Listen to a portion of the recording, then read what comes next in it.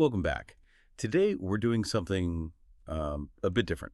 We're diving into a source that isn't your typical text.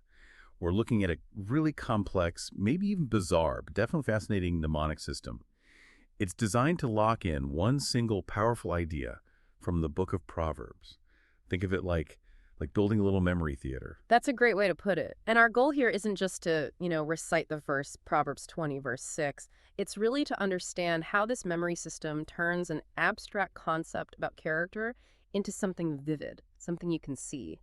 Because the verse tackles this timeless question, right? The difference between the kindness people talk about, which is everywhere, Ah. and that quiet, steady faithfulness that's, well, incredibly hard to find. Exactly. It's about making this deep philosophical point stick. And the verse itself, it's quite concise. In Hebrew, it's Klanagarawat, which translates roughly to, many a man proclaims his own steadfast love or kindness, but a faithful man who can find. Right. And to make sure you remember that contrast, this whole system throws these wild images at you. We're talking about a vixen playing an oboe. There are gorillas, two very different ones, a megaphone, and even a microscope that looks worried. Honestly, if you leave remembering a gorilla literally made of stone pillars, I think we've succeeded. Okay, I'm hooked. Let's unpack this memory stage. So, like any good scene, it needs a setting, right? How does the system start? It starts by encoding the location, the chapter and verse, Proverbs chapter 20, verse 6. The number 20 in this system gets mapped to a character, the vixen, a female fox. She's kind of the MC, the one setting the scene. A vixen. Hmm. Interesting choice. They're known for being clever, observant. Does that play into it? It might, subtly. The system often uses characters that add a layer of meaning, so the vixen implies maybe a certain shrewdness is needed here, and then the verse number 6 that maps to a musical instrument, the oboe. So picture this. The scene opens, maybe off to the side there's the vixen softly playing this oboe. It's like the opening music for the drama that's about to unfold. Okay, so vixen and oboe together signal Proverbs 20.6. Got it.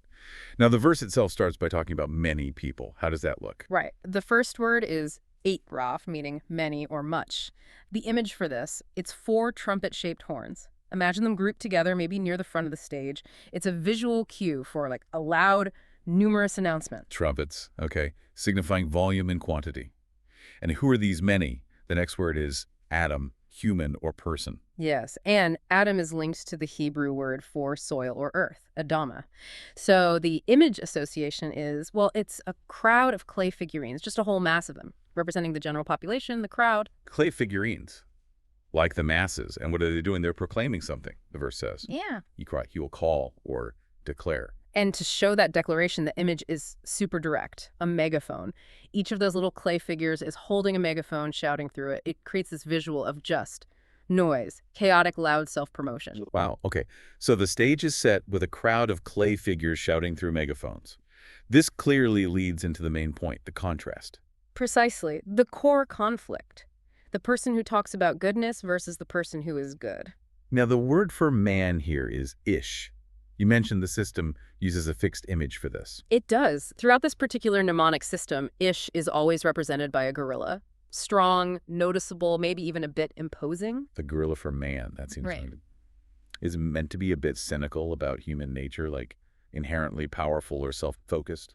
That's a sharp observation. It definitely frames man less as an ideal and more as this potent, maybe self-interested force. Yeah. And this first gorilla we see, he represents the type of person loudly proclaiming his est as his est. Ist. That's such a key word. Often translated steadfast love, kindness, loyalty. It's complex. How does the system visualize that? It uses a very concrete image, a donation box, one clearly labeled donations. Yeah. It stands for that visible act of generosity, of support, the public face of kindness. Okay, so now we can see the first half of the verse. Many a man, clay figures with megaphones, proclaims his own kindness. Gorilla putting stuff in a donation box. Exactly. And the way this first gorilla interacts with the box is crucial. The source material describes him as part of, a loud military band. He's front and center. He stands there, chest puffed out, making sure all those clay figurines are watching him. And the action itself, how does he proclaim his east? He's dropping coins into the donation box, but the description says he does it. The Japanese phrase used is "misabira kasuyuni," which means conspicuously, showily. He's making a performance out of it. It's not just about giving, it's about being seen giving. Ah, okay. So the kindness is basically an advertisement for himself. That's the essence of it. It's a public relations move. The donation is loud, visible, designed for applause. His ease is broadcast through that megaphone, metaphorically speaking. Which makes the second half of the verse even more pointed. But a faithful man, who can find? So we need a different kind of ish, a different gorilla. Exactly. We get Quayish and a man. Another gorilla appears. But this one, he's different. He's standing quietly upstage, almost in the shadows. He represents the second quality, aminum. This means faithfulness, trustworthiness, reliability, rock-solid dependability. And how do you visually represent that? Reliability, faithfulness. What's the image? This is where it gets really clever, isn't it? It really is. The core image for aminum is a pillar, is something that supports, that holds things up reliably. Okay, a pillar makes sense for support, but how does the gorilla interact with it? See, he doesn't just lean on a pillar. This is the genius mnemonic part. This second gorilla's body, it's made of stone pillars. He is the support. He embodies steadfastness. Well, his body is made of pillars. That's brilliant. So the first gorilla performs an action at the donation box. This one.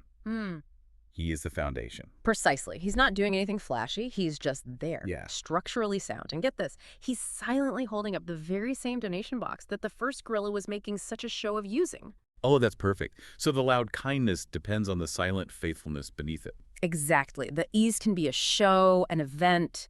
The emium, the faithfulness represented by the pillar gorilla, it's constant, foundational. It doesn't need an audience. You take away the noisy gorilla, the box might still stand for a bit, but you take away the pillar gorilla, the whole thing collapses. The performance is temporary, the support is essential. But that brings us back to the question, who can find him? If this faithfulness is silent, structural, maybe even hidden, how do you spot it? Which leads to the final character on our stage. The verb, yimsa, he will find. The image for finding, or searching closely, is a microscope. A microscope, of course. For looking closely, for seeing what's not obvious. Right. And this microscope character, it's described as like a white, clinical-looking microscope, but animated. And it's searching the stage. But the scene is so dominated by the loud gorilla and the shouting clay figures that the microscope has this troubled expression on its lens. It's looking for genuine loyalty among all the noise and performance, and it's struggling. It can't easily see past a show. That's such a powerful image for life, isn't it? We're often distracted by the loudest performance and miss the quiet substance. Absolutely. The microscope is actively trying, but its attention is naturally drawn to the fanfare. It's only now, as the scene reaches its climax, that the microscope's gaze starts to shift, away from the flashy stuff, towards the back of the stage, towards the silent pillar gorilla. The system is visually telling you, finding true faithfulness takes effort. It requires careful scrutiny, looking past the noise. Okay, so the whole visual argument is laid out. The performance versus the foundation, and the difficulty of seeing the latter. How does it all resolve? This is where the vixen comes back in. Remember her, representing chapter 20. Having finished her oboe playing, verse 6, she steps forward, maybe raises a paw, and signals for silence. Suddenly, all the noise, the trumpets, the megaphones, the gorillas boasting it, just stops. Ah, dramatic pause. And then what happens in the silence? The stage lighting changes. It narrows to a spotlight, and that spotlight lands on just two figures, the silent pillar gorilla and the searching microscope. Isolating the core elements. Exactly. And in that quiet moment, the vixen doesn't speak, but she gestures, posing that final question from the verse. Who? Who can find this faithful man? The implication hangs in the air, but the answer is right there in the spotlight. The scene itself answers it. By silencing the noise and focusing the attention, you finally see the pillar. It makes the conclusion unavoidable. The advertised kindness makes a lot of noise, it fills the stage. But the real faithfulness, the pillar, is quiet, structural, easily overlooked until you actually look for it. That's it. That's why the microscope is essential. Finding what's truly reliable requires that focused, careful attention. So the whole bizarre collection of images, fox, oboe, gorillas, pillars, microscope, they all lock together to drive home that single point. Yes, the synthesis is the key. You start with these disconnected, strange images, and you end up with this profound ethical insight. The very weirdness of a pillar gorilla helps sear the meaning of immunum into your memory, long after the noise of the first gorilla fades. It really is an incredibly effective way to make abstract wisdom tangible and sticky. You don't just learn the words, you feel the tension, you see the contrast. Right. And that leads us maybe to the final thought for you, the listener, to take away from this deep dive. What we've really unpacked today is that often the most valuable quality, that steadfast loyalty, that trustworthiness, it's defined by its lack of fanfare. Yeah, the pillar doesn't need a spotlight to be strong. It just is. It supports whether anyone's watching or not, unlike the performance, which only exists to be watched. Exactly. The noise of self-promotion is everywhere. It's constant. But the actual foundation, that's often hidden in plain sight. So the challenge The is, challenge is to think about your own world, your work, your relationships. Where might you need to deploy the microscope? What situations require that quiet, deliberate attention to discern what's genuinely solid and reliable? The yeah, pillar versus what's just loud, what's just advertising. Are you perhaps mistaking performance for presence? That's the question the Pillar Gorilla leaves us with.